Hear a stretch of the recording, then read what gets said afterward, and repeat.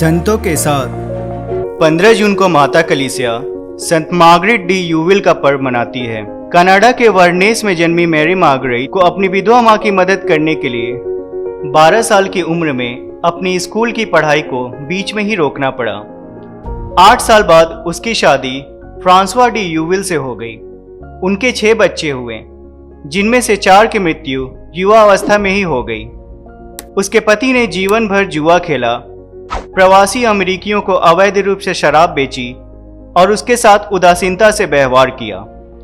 इसके बावजूद मार्गरेट ने 1730 ईस्वी में अपने पति की मृत्यु तक करुणा और प्यार से उसका ख्याल रखा।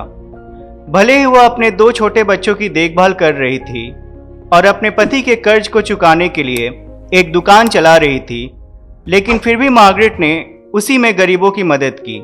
जब उसके बच्चे बड़े हो गए तो उसने और उसके साथियों ने क्यूबेक अस्पताल को बचाया, जो बंद होने के कगार पर था।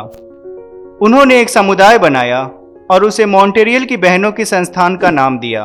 उनकी पोशाक के रंग के कारण लोगों ने उन्हें ग्रे नन्स कहना शुरू कर दिया।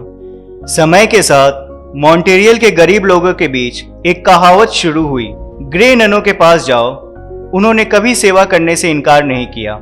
मॉन्टेरियल में जनरल अस्पताल, जिसे ईश्वर के घर के रूप में जाना जाता है, वहां चिकित्सा देखभाल और ईसाई करुणा के लिए एक मानक निर्धारित किया गया। जब 1766 ईस्वी में अस्पताल आग लगने से नष्ट हो गया तो मार्गरेट ने राख में घुटने टेक कर ईश्वर की स्तुति में एक भजन गाया, जो बहुत प्रसिद्ध हुआ और पुनर्निर्माण की प्रक्रिया शुरू की। उसने सरकारी अधिकारियों से उसके दान पर लगाम लगाने के लिए लड़ाई लड़ी और उत्तरी अमेरिका में पहला शरणालय स्थापित किया।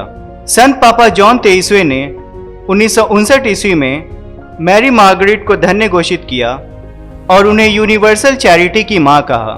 फिर उन्हें 1990 ईस्वी में संत घोषित कर दिया गया। उनका यूक्रिस्तीय पर्व दिवस 16 अक्टूबर को मनाया जाता है। संत मार्गरेट डी यूविल, हमारे लिए प्रार्थना कर।